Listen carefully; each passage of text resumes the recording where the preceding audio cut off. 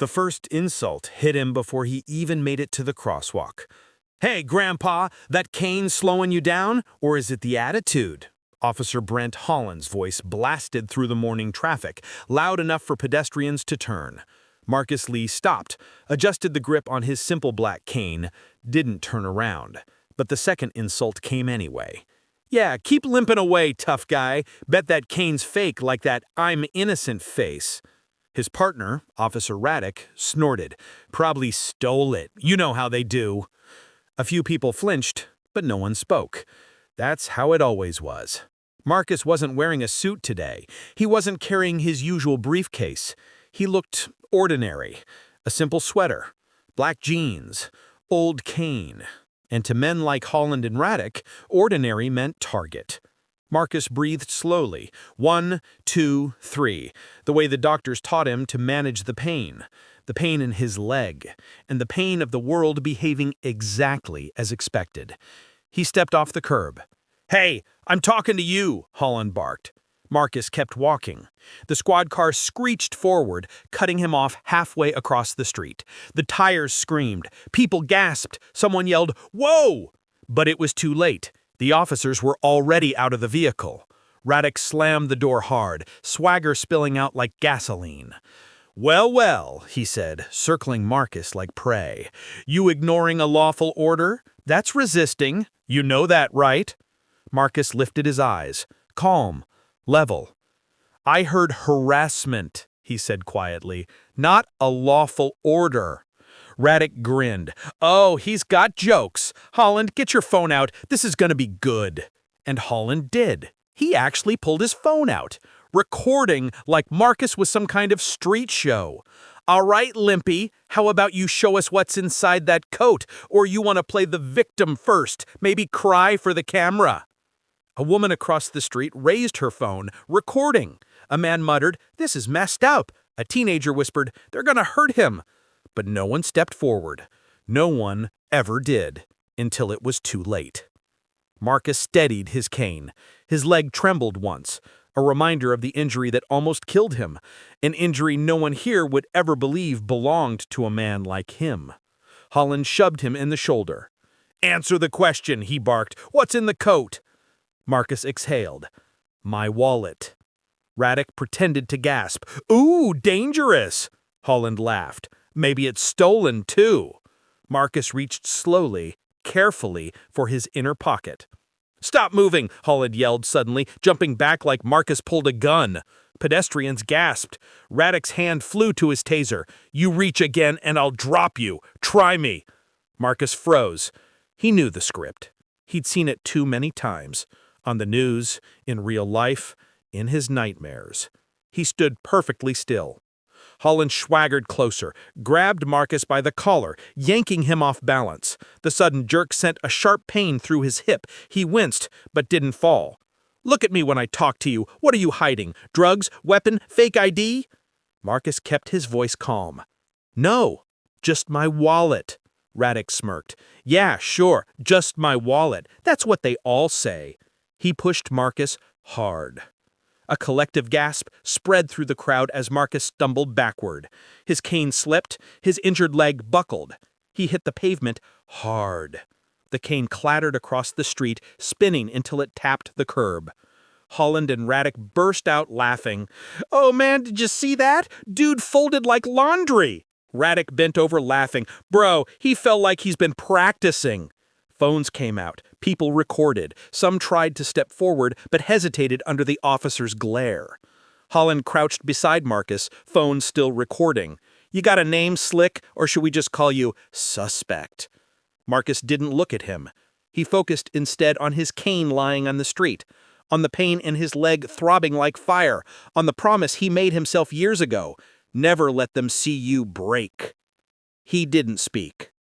Raddick stepped on Marcus's palm, grinding his boot down just enough to hurt. "You hear my partner? Say your name." Marcus inhaled slowly. His jaw tightened, but he didn't answer. Holland looked annoyed. "All right, enough. Cuff him." The crowd started murmuring. This was going too far. Everyone knew it. Raddick grabbed Marcus's shoulder, and that's when it happened. A black SUV screeched to a stop across the intersection. Doors flew open. Men in suits, 10 of them, stepped out in synchronized motion. Not police, not local security. Black suits, earpieces, federal stride. Every head turned. Holland frowned. Radek paused mid-movement. The men crossed the street fast, purposeful, making a beeline straight towards Marcus. Holland raised a hand. This is a police situation. Step back." The lead agent flashed something so fast, Holland barely registered it. A badge. Not NYPD, not FBI, not even DEA. CIA. The crowd gasped. Radek stumbled back. Holland's mouth dropped open. The lead agent knelt beside Marcus instantly, not touching him, but lowering his voice with respect. "Director Lee, sir," he said firmly. "Are you hurt?" A wave of shock rippled through the street. "Director? Director who? Wait, him? The CIA?" The agents moved swiftly, surrounding Marcus, creating a protective circle around him like he was the president himself. The lead agent offered Marcus a respectful hand. "Sir," he said urgently, "we're late. The briefing is in 30 minutes." The entire street fell silent. Holland staggered back. Radek went pale. Someone in the crowd whispered, "Oh my God, they bullied the wrong man." Marcus finally looked up, pain in his eyes, disappointment on his face, but dignity unbroken. He took the agent's hand and stood. The Saturday crowd thickened around the sidewalk, people slowing down just enough to pretend they didn't see what was happening. That was the thing about public bullying. Everyone wanted to rubberneck, no one wanted to interfere. And in the middle of that uneasy bubble of bystanders stood the two officers, puffed up with the kind of authority that loved an audience. Officer Brandt kicked the cane again, harder this time. It clattered across the concrete like a broken piece of dignity skidding away from its owner. "Go get it," he said, "since you walk so well." A few people gasped. Most stayed silent. Some even smirked the way people do when they feel grateful the humiliation isn't happening to them. Jeremiah didn't move. He stood as straight as his aching leg allowed, breathing through the pain blooming up his side like fire. His jaw tightened, his hands curled not into fists, but into control, because he knew what would happen if he gave them even one excuse. Officer Tate stepped around behind him, hands hovering near his cuffs. "You ignoring a lawful order?" Tate taunted, leaning down so close Jeremiah felt his breath. "Or you just slow?" Jeremiah finally bent just an inch, reaching for the cane. Brandt kicked it again. Laughter, sharp, cruel, too loud for the quiet morning, burst from the officers. And it traveled through the crowd like electricity. It embarrassed people, it angered others, but none of them stepped forward. Except one. A young woman, maybe early 20s, wearing earbuds and carrying a Target bag, froze mid-step when she saw what was happening. She tugged a bud from her ear. "Is he bothering you?" Brandt barked at her immediately, puffing up like he needed a new target. She swallowed. "He wasn't doing anything." Tate cut her off. "Ma'am, move along." A command. Cold. Final. She hesitated, eyes flicking to Jeremiah, just long enough for him to give her the smallest shake of his head. A quiet plea. "Don't get dragged into this." She stepped back. The crowd resumed its quiet cowardice. Jeremiah exhaled slowly, grounding himself the way he'd been taught years ago. Stay calm, stay contained, stay smart. But calm didn't stop the pain in his leg when Brandt finally shoved him. Jeremiah stumbled forward, his body unsteady without support. His hand instinctively reached for the curb, gripping the edge before he fell outright. "Aw, careful, old man," Brandt mocked. "You might want to ask Santa for 2 good legs this year." Tate burst out laughing, hands resting on his belt like this was the best entertainment he'd had in weeks. Jeremiah pushed himself upright with slow, deliberate dignity. He turned, eyes steady, not angry, not scared, just disappointed. That expression alone irritated Brant. "What's that look? You think you're better than us?" Jeremiah said nothing.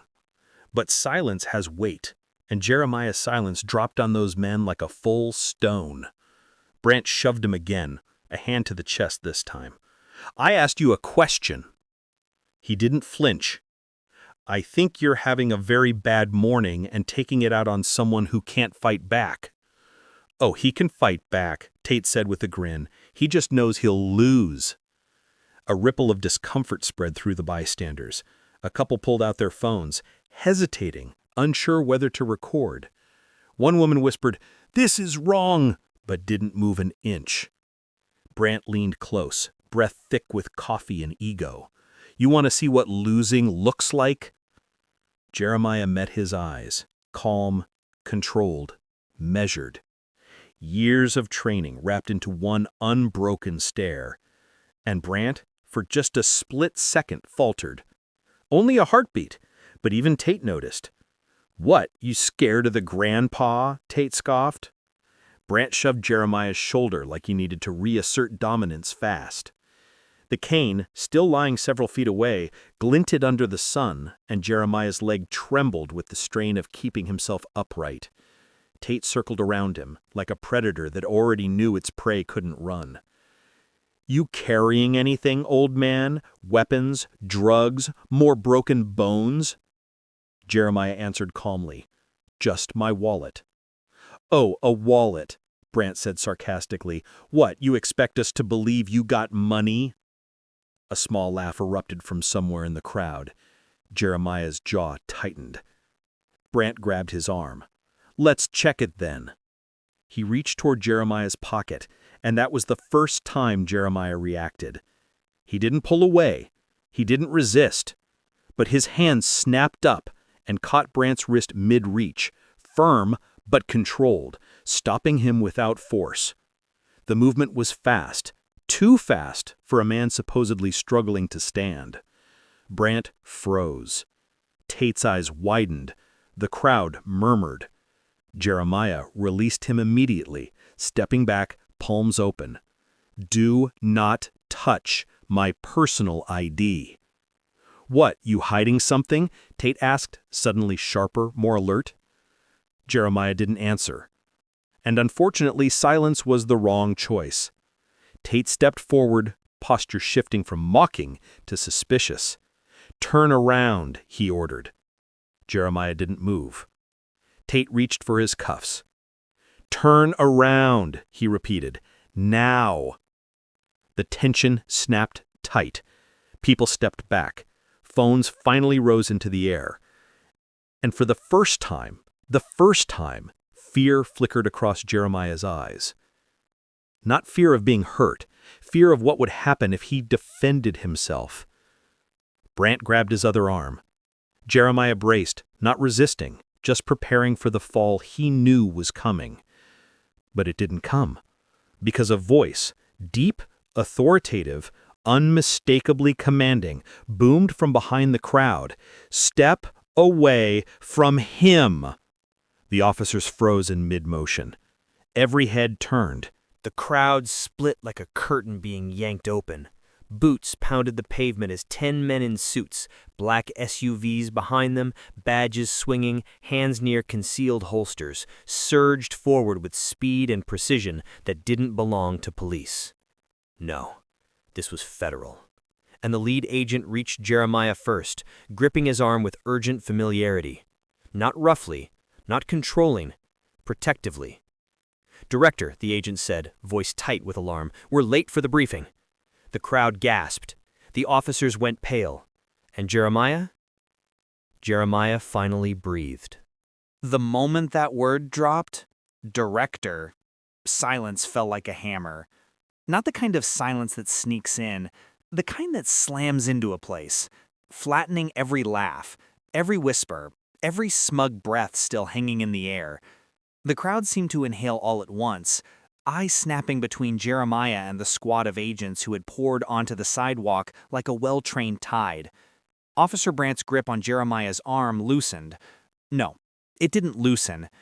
It evaporated. Tate took one step backward, his hand still frozen mid-reach for his cuffs. The lead agent placed a steadying hand on Jeremiah's back, as if he were shielding a national treasure from harm. "Sir, are you injured?" the agent asked, scanning Jeremiah's posture, checking whether he was steady. Jeremiah straightened, though his leg trembled faintly beneath him. "I'm fine," he said quietly.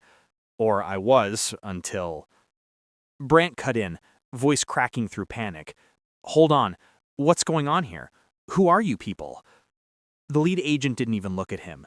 Didn't blink. Didn't acknowledge the question. His focus stayed solely on Jeremiah. Eyes sharp. Expression hard with training contained behind it.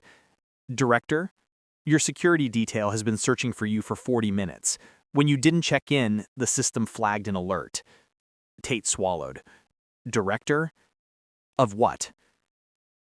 Another agent flashed a badge so fast, so sharp, the sun seemed to hit the metal like lightning. Central Intelligence Agency.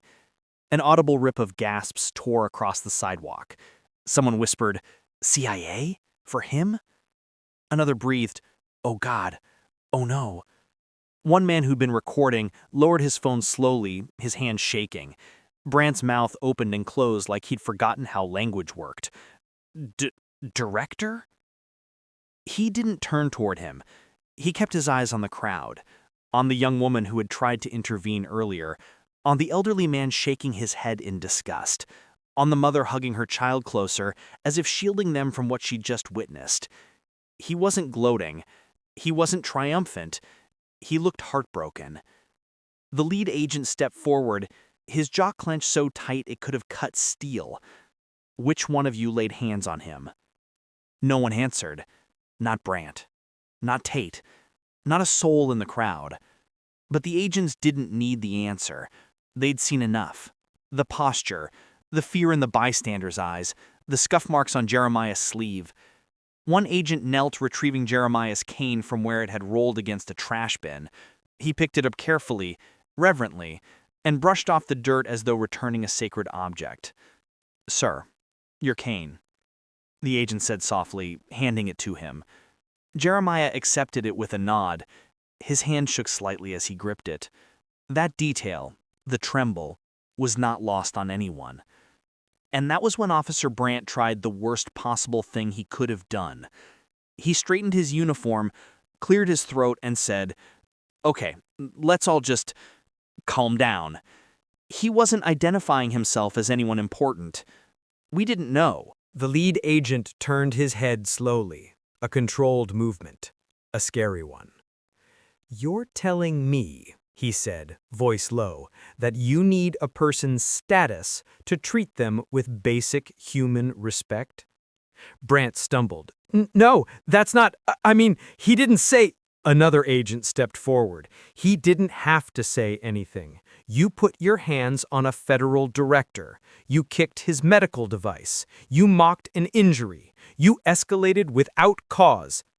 Tate's face drained of color. We didn't know he was federal." "You didn't know he was human," the agent shot back. A few people in the crowd clapped under their breath. Others nodded fiercely. And then the young woman, the one Brandt barked at earlier, stepped forward just enough for her voice to reach them. "I saw everything," she said, hands trembling but her chin lifted bravely. "They were laughing at him. They were pushing him. He never raised his voice. He never argued. He never did anything." Jeremiah's eyes softened at her words. Brandt's eyes hardened. But every agent heard it. Every single word. The lead agent turned to Jeremiah. "Sir, your car is ready. Your briefing is waiting, but I need to know. Do you want to file an internal federal complaint now or after the debrief?" Jeremiah looked at the officers, two grown men staring at the ground like guilty children caught stealing. He took a breath, a long one, the kind that measured decades of practice, restraint, poise, and pain. "I want," he said slowly, "to leave this sidewalk without anyone else being harmed today." Brandt exhaled like he'd been pardoned, but Jeremiah's next sentence slid into the air like a blade. And after that, he added, I want their supervisors notified. Every single one. Tate's shoulders sank. Brant's hand fell from his belt. The crowd murmured with something like satisfaction, not revenge, but relief, the kind that comes when justice inches just a bit closer to balance. Jeremiah shifted his cane, testing his weight, steadying himself for the walk to the SUVs. Director, the lead agent said, opening the back door, let us assist you. He gestured toward the vehicle with the same respectful posture soldiers reserved for generals. But before Jeremiah entered, he paused. He turned back, and he looked at every person who had watched him suffer in silence. Some looked ashamed, some looked moved, some looked changed. You never know, Jeremiah said quietly, who you're looking down on. He tapped his cane once against the pavement, a soft, echoing sound. And you never know, he added, meeting Brant's eyes one last time, who's looking back. Then he stepped into the SUV, and the door closed with a final, decisive thunk. The engines roared to life, the crowd parted, the agents boarded, and as the convoy pulled away, the two officers stood alone in the wake of their own undoing, staring at the empty space where the man they thought was nothing had just left. A man the CIA called Director. Officer Brant had been on the force for 14 years. He'd handled riots, arrests, late-night bar fights, domestic calls, everything. But nothing prepared him for what he walked into that afternoon. The moment he and Officer Tate stepped into the precinct, every head turned. Not in the usual, hey, shift change way. This was different. Conversation froze mid-sentence. Chairs stopped rolling. Phones stopped clicking. The whole room felt like it had inhaled and refused to exhale. Brant frowned. What's everyone looking at? Lieutenant Harkness stepped out of her office, her face a stone mask. She looked like someone who hasn't blinked in 10 minutes, or maybe someone who just found out her entire career was dangling by a thread made of gasoline and fire. Inside, she ordered. Now. Brant and Tate exchanged a glance. Then they stepped into her office and instantly wished they hadn't. Because sitting on her desk was a folder, a thick one, stamped with a seal neither officer had ever expected to see in their entire career. CIA Internal Security Division. Brant felt his throat close. Tate nearly tripped backward. The lieutenant did not sit. She stood behind her desk with both hands pressed into the wood as if anchoring herself. Do either of you have any idea, she said quietly, what you've done today? Brant lifted his chin. With respect, Lieutenant, we detained a suspicious... Harkness slammed her hand onto the desk. The sound cracked like a gunshot. You laid hands on the director of a federal intelligence agency. Tate whimpered. Brant opened and closed his mouth, but nothing came out this time.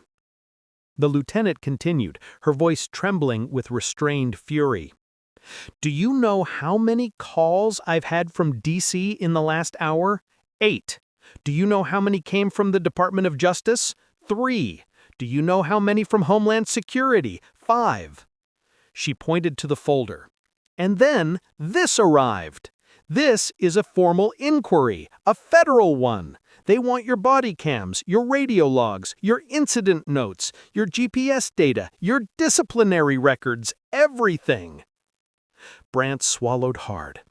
Lieutenant, we didn't know who he was. You didn't know he was human, she barked. Tate flinched. Harkness shoved the folder across the desk so hard it nearly slid off the edge. You mocked a disability. You kicked his cane. You escalated force against a civilian who posed zero threat. And then you tried to arrest him while he was asking for medical assistance. She jabbed a finger toward Brant. And you called him boy. Brant's face drained to chalk. Harkness wasn't done. You two single-handedly invited a civil rights lawsuit, a federal inquiry, a national scandal, and possibly a congressional hearing. And that's before we get to the part where the victim controls classified projects you don't even have clearance to know exist.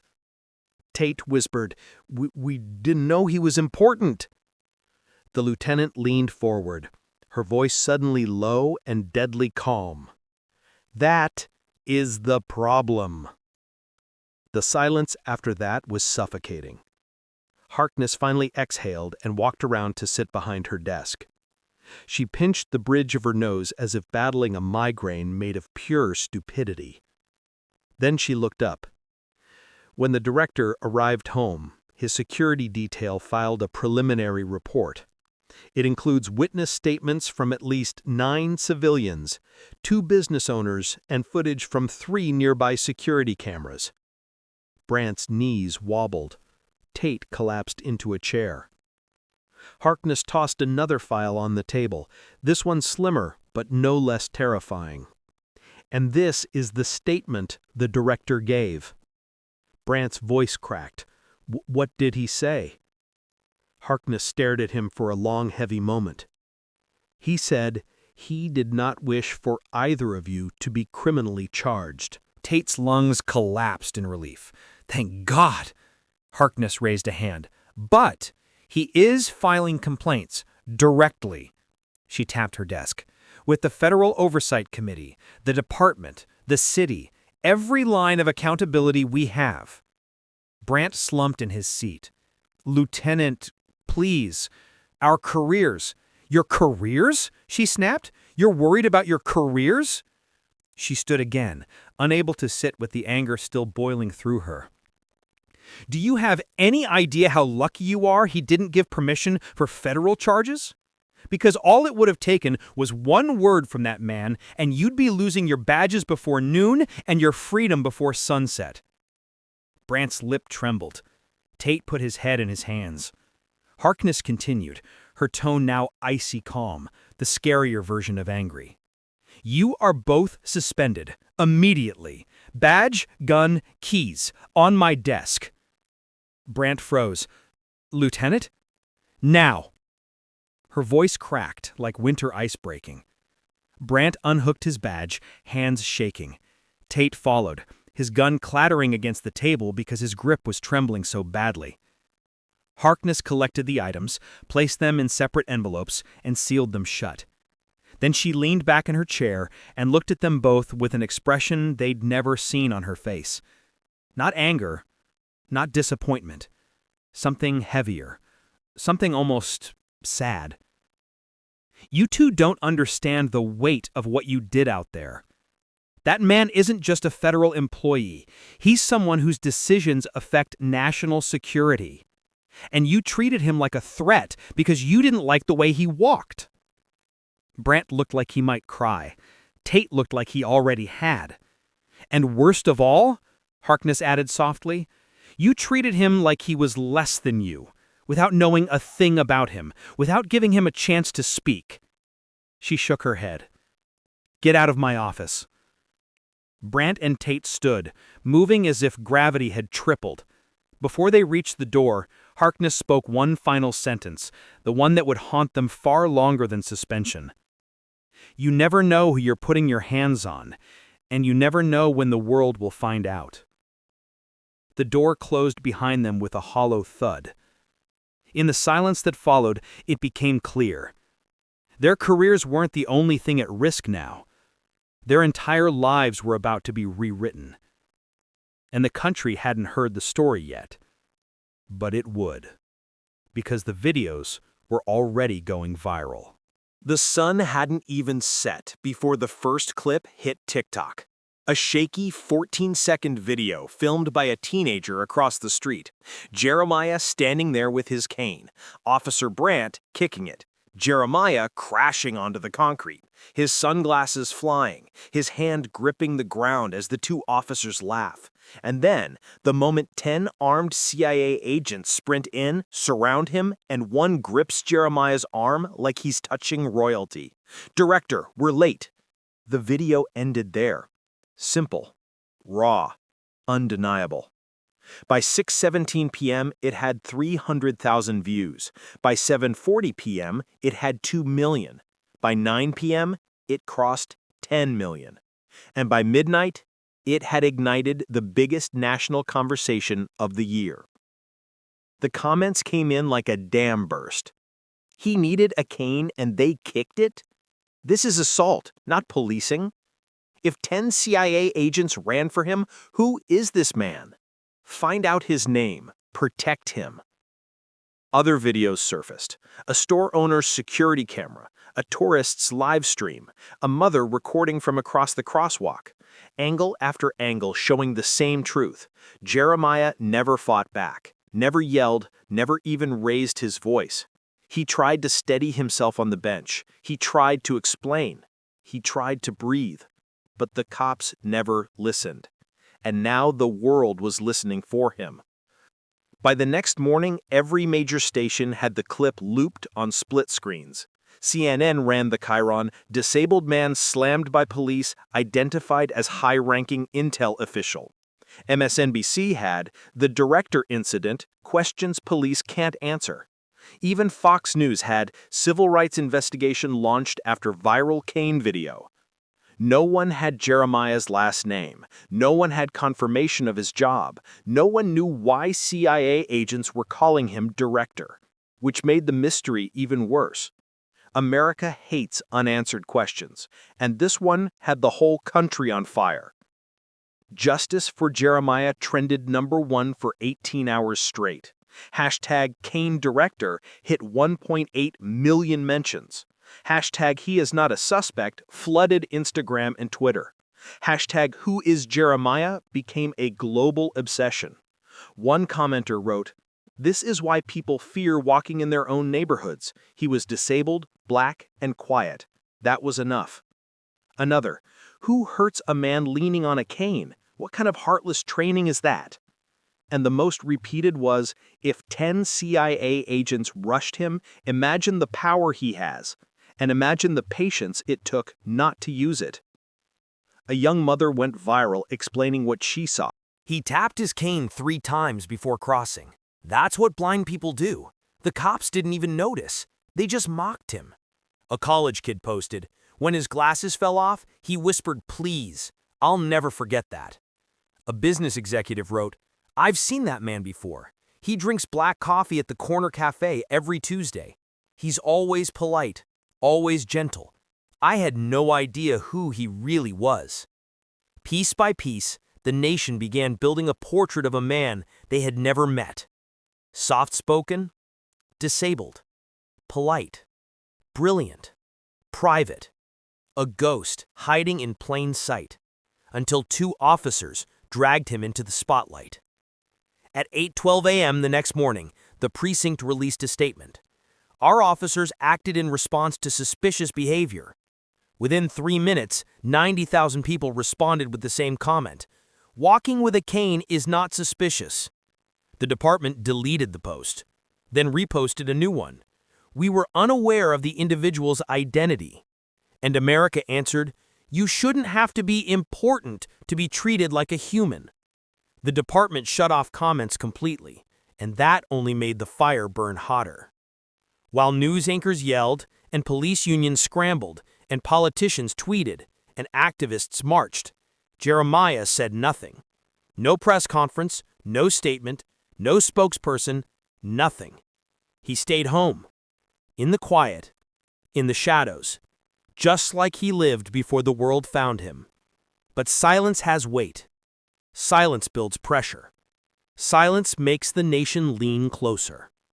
Everyone waited for him to speak. What would the director say? What would the man in the video say? What would the disabled black genius who'd been thrown to the ground say? But before he spoke, something else happened.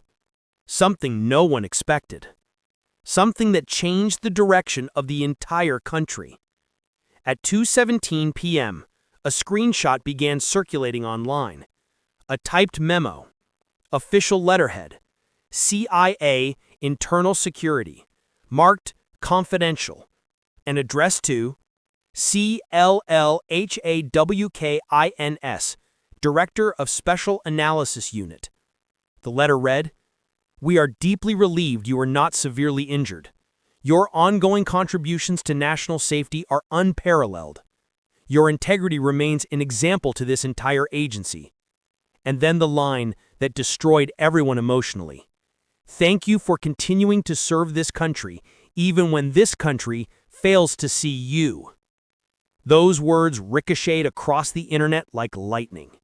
Screenshots, memes, edits, reaction videos.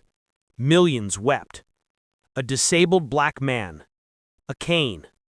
A laugh. A shove. A fall. A nation watching. And a federal agency admitting the truth. He served a country that did not serve him back. Celebrities tweeted. Politicians demanded hearings. Advocacy groups called for resignations. Churches held vigils. Strangers lit candles. Parents told their kids his story. Jeremiah Hawkins wasn't a mystery anymore. He was a movement. And millions waited for one thing: his voice. Because no matter how loud America got, everyone knew the real earthquake would come when Jeremiah finally spoke. For a heartbeat, the entire block froze. The cops, the bystanders, the teens with phones recording from across the street. Every single person stood there watching a scene unfold that made no sense to anyone but the man holding the cane and the men in black approaching him. The taller agent stepped closer, his voice low but firm. "Director Hale, we really don't have time. The briefing starts in 9 minutes. Director. Director. The word hit the officers like a brick to the chest. Officer Keener blinked fast, like his brain was buffering. Officer Crane's mouth opened and closed twice, no sound coming out. Their confidence? Gone. Their swagger? Evaporated. Their smirks? Wiped clean. The bystanders erupted into whispers. Director? Of what? Is that real? Why is the CIA here? Wait, what did the cops just do?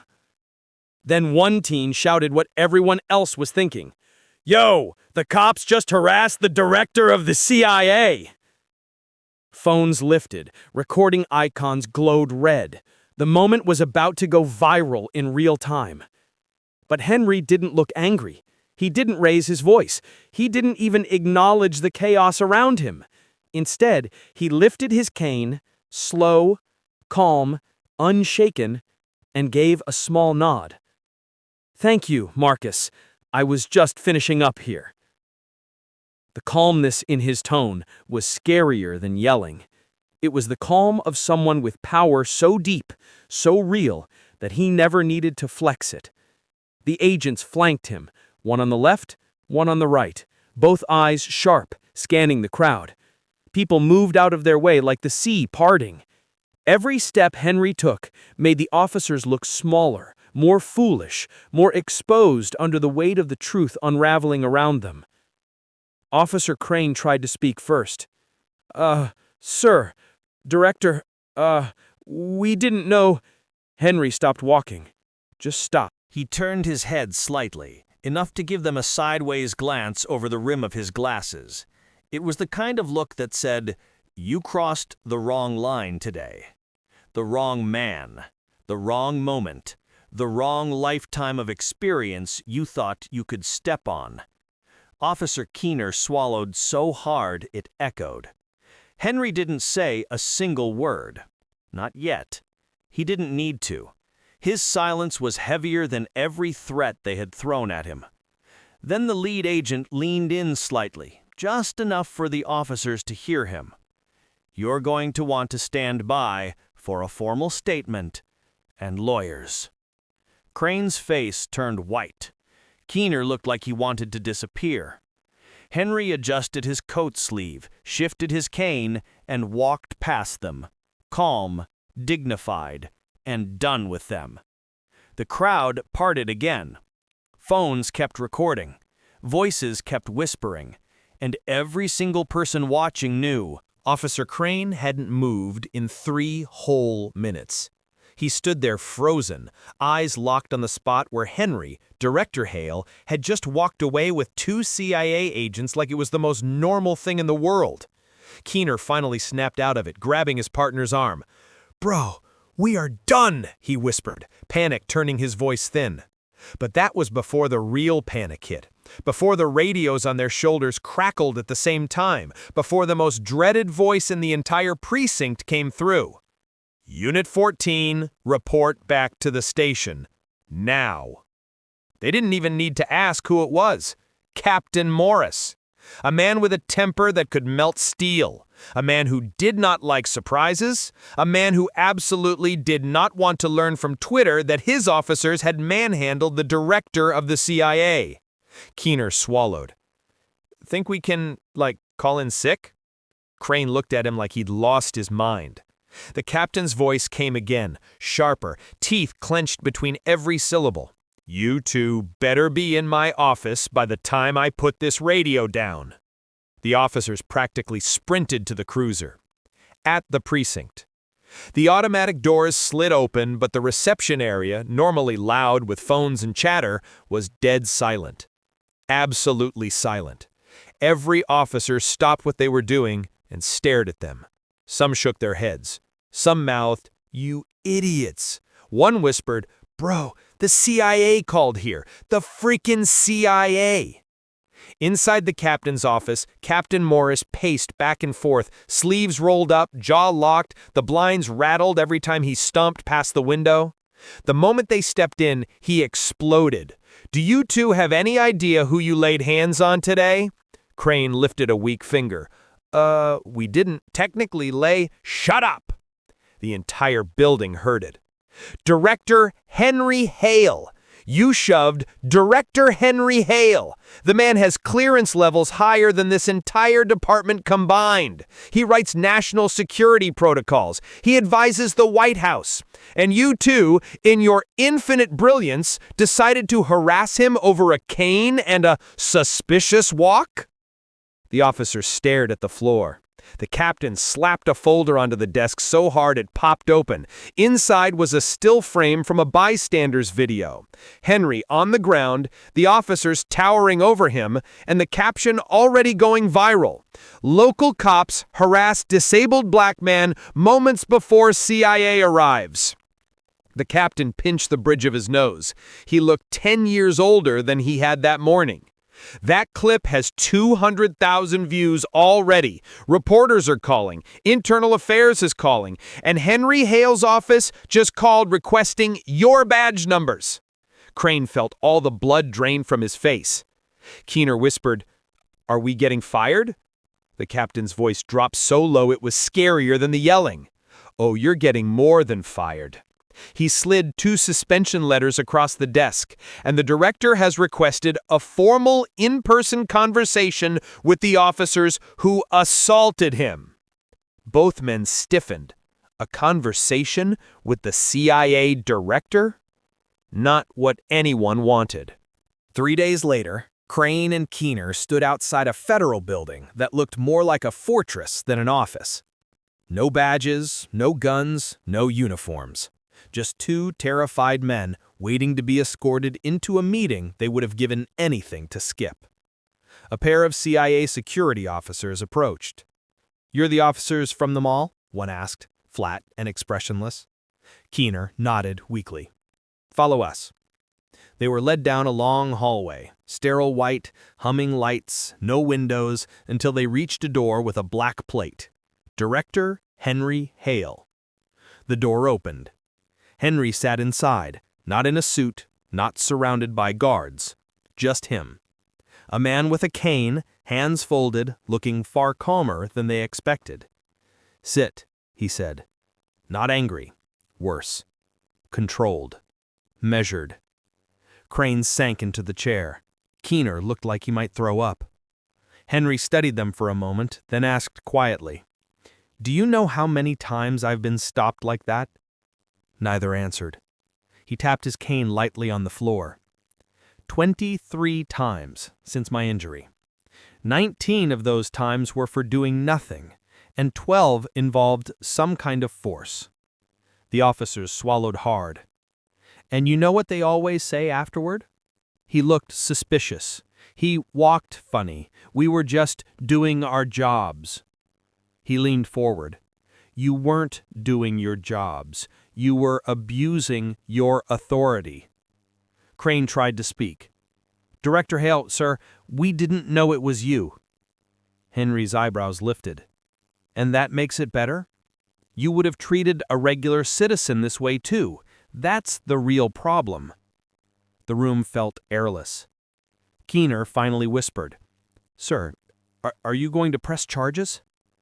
Henry didn't answer immediately. He stood, walking slow but steady to the window overlooking the city. You know what I wanted to do? He said quietly. I wanted to bury both of you. Professionally, personally, legally. He turned back to them. And I could have done it with a single phone call. The officers' hearts nearly stopped. But then my mother reminded me of something she used to say. Punishing a man changes his day. Teaching a man changes his life. Crane blinked. Keener looked confused. Henry reached inside a drawer and placed 2 folders on the table. Inside those folders, he said, you will find your new assignments.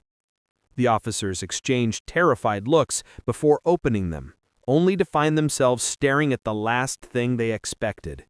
Mandatory placement in a federal training program on use of force reform, bias intervention, and civil rights procedures, supervised directly by Henry's department. Crane stammered, You're not firing us? Henry shook his head. No, you're going to learn. And then you're going to teach your precinct what you learned. And if either of you ever puts your hands on an innocent person again, I will know. He said it so calmly, so evenly, that it sent chills down their spines. Henry stood, offering his hand, not for them to shake, but for them to leave. This meeting is over. You may go. They didn't walk out. They fled. Outside the building, the air hit them like a splash of water. Keener finally spoke. Crane, he spared us. Crane shook his head. No, he didn't spare us.